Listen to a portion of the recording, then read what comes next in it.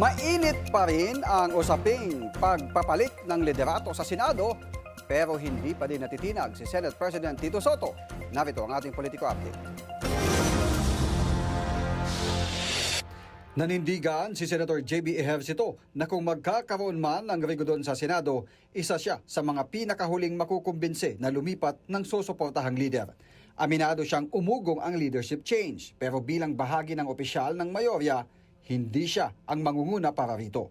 Pero just like in any other change, lagi ako sumunod as deputy eh. Opo. Majority. So I'm always part of the leadership. No? Kay Sen. Mix, Senator Cheese, now Senator Soto. So sabi ko, in case meron talaga, I have to be the last. Siyempre as a courtesy to the current leadership, part ako ng liderato eh. So hindi man ako pwedeng isa sa mga mag-plot o lumipat. So I'll be probably one of the last. Si Senator Robin Padilla na napabilang sa minorya, hindi itinanggi na may usapan sa kanilang panig kaugnay ng leadership change. Yung mga usap-usapan na ganyan, hindi naman nawawala yan. Andyan na yan eh. Hindi, isipin yung may ganyan, may chismis na ganyan, hindi naman nawawala yan. Pero kami, wala akong... You don't see the need? Para saan ba? Ano ba? Wala pa naman ako nakikitang dahilan. Siguro pagka nag-usapan na ng impeachment, baka sakali. Kung magkakaroon man anya ng pagbabago sa Senado, nais niya na Pro Duterte ang maiuupong Senate President.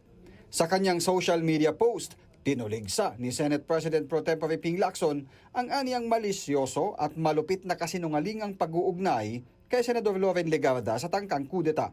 Paliwanag ni Lacson, matapos alokin si Legarda ng Senate Presidency, ikinakalat niya ngayon ng mga nasa likod ng tangkang kudeta na si Legarda ang nagbolontaryo na tumulong sa pagkuha ng suporta para sa minorya. Aminado naman si Legarda na maraming kumakausap sa kanya. Ang daming kumakausap sa akin araw-araw. Apo. Lahat naman kinakausap ko. Teka. Thank you, ma. Pag-isip ko yung literal box, nabasa mo yung news. Sabi ni Senate President Tito Soto, nagsumbong sa kanya si Legarda noong nakarang araw na inalok siya na maging Senate President na kanya ring tinanggihan. Tiwala si Soto na mananatili siya sa pwesto dahil solid ang mayorya ng Senado. Sabi niya hindi siya interesado. Yan ang uso sa akin. Ang buong majority namin very solid. As a matter of fact, baka mga dalawa, baka isa, dalawa sa mga hindi namin kasama dati, baka papasama. Hindi naman pinangalanan ni Soto kung sino ang nasa minorya ang kinakausap nilang mag-over the backhood para sumama na sa mayorya.